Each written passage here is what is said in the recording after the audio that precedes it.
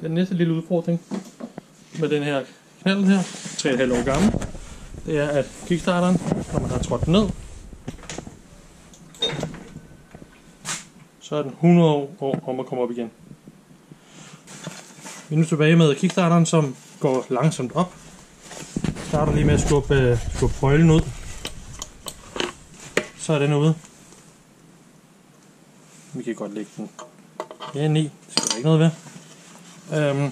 Nu starter vi ud med at finde ud af, om det er selve halvmånen, der går dårligt, eller om det er selve gribestjernen, der går dårligt. Så starter egentlig bare med at træde ned. Og der er vist ikke så meget at diskutere om. Den flyver op. Så det er selvfølgelig den her gribestjerne. Og det her, det er... jeg bruger... Det er lige før den næsten kan hænge den fast. Lige før jeg kan løfte den med mine fingre, så klistret er den. Jeg kan næsten se det her. 2 fingre. Med 2 fingre, der kan jeg løfte den. Så klistret er det. Det skal det ikke være. Det her, det skal være ligesom legefedt eller lignende. Det skal ikke være så klistret som det her. Det er helt forkert. Så vi er ude i noget bremserens eller lignende til den her, og noget klud og et eller andet, som kan rense den her, og den her skal også renses, og bagefter så skal halvmånen have noget fedt, og den her skal have noget fedt, og bøjlen skal faktisk ikke have fedt. Fordi bøjlen skal kun holde på den. Bøjlen skal, hvis bøjlen glider for nemt, så drejer den bare med rundt. Det er lavet sådan, at tænderne er skrå, så når den her den træder nedad, så vil den skubbe på den her vej her, og faktisk skubbe den vej her. Og i det den skubber den vej her, så vil den her glide ind.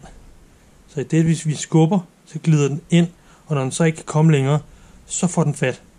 Så hvis den her bøjle, den går for løs, så vil den bare dreje rundt og ikke glide ind.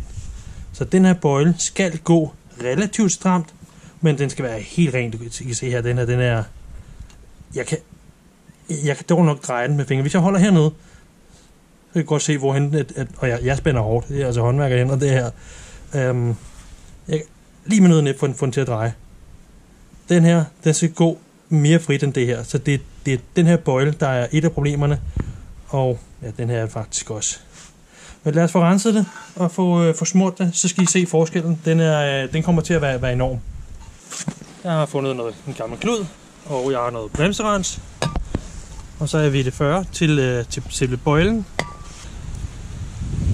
Jeg har noget smørfedt her til lejer og lignende. Det er fra 80'erne eller 90'erne. Virker stadigvæk. Det er nok ikke lige noget, man skal bruge i de dyreste maskiner. Men til det her, der er det ganske effektivt. Lad os få rengjort nede i hullet. Lad os få rengjort selve månen. Ja, den er lidt beskidt. Problemet er, at det er sådan noget sticky snas. Altså virkelig. Noget, der bare sidder mega fast. Og det skal ikke være. Det skal virkelig glide. Det næste, så kan vi egentlig godt pille bøjlen af. Træk den ud til den ene side. Ud til den anden side og ned. Kæft, hvor den klistrer. Det er så nok her, man skulle have handsker på, men jeg skal have købt nogle i sort, som kan tåle oliebestandige handsker. Det er selvfølgelig ikke sundt på fingrene. Så er bøjlen blevet ren. Så nu skal vi lige have taget til gribestjernen. Den er godt nok klistret.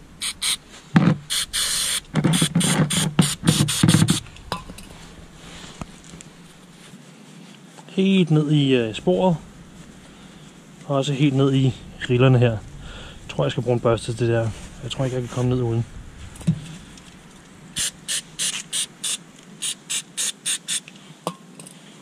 Vi har fundet den her frem. Det er fra en gammel hårtrimmer. Den kan nemlig komme ned i sporene. Lad os se, hvordan det går. Der er lidt bremserens på. Det er noget bedre med en gammel tandbørste faktisk. Det virker faktisk det her, fordi nu er den faktisk ved at være metalfarvet.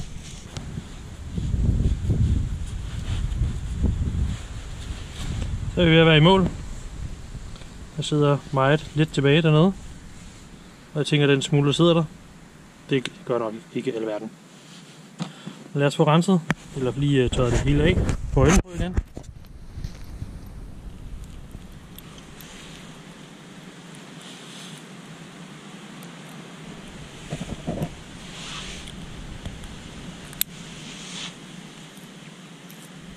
Nu se her, jeg kan faktisk godt trække den rundt med hånden her.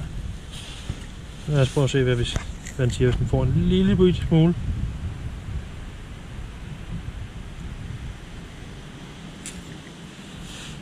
Ikke meget mere end det der.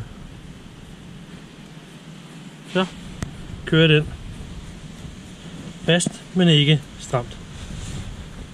Overskydende skal vi lige have tørret væk. Næste skridt bliver så at få gravet noget fedt op. Der skal faktisk ikke ret meget mere til end det her. Og det skal så lægges ind på tandhjulet.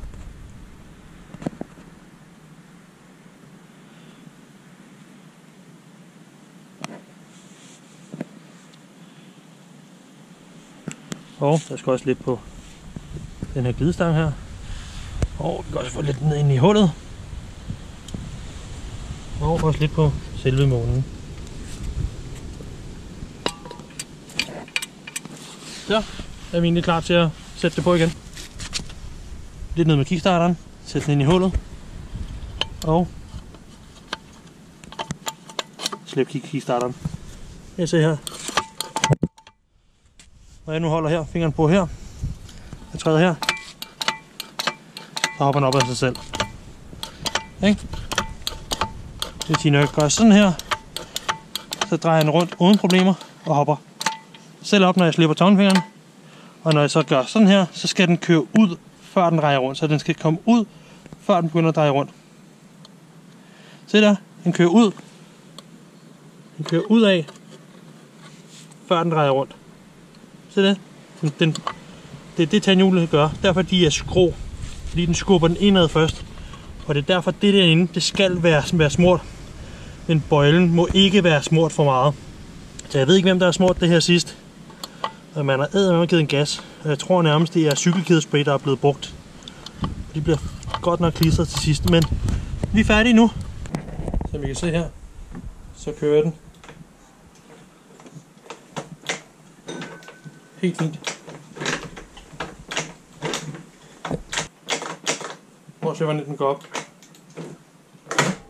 Den flyver lige op.